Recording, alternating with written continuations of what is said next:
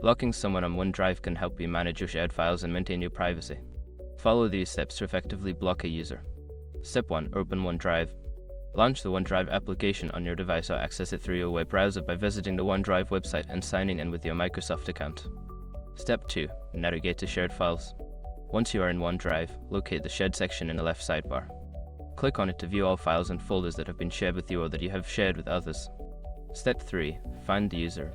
Scroll through the list of shared items to find the file or folder shared with the person you wish to block. Click on the item to open its sharing settings.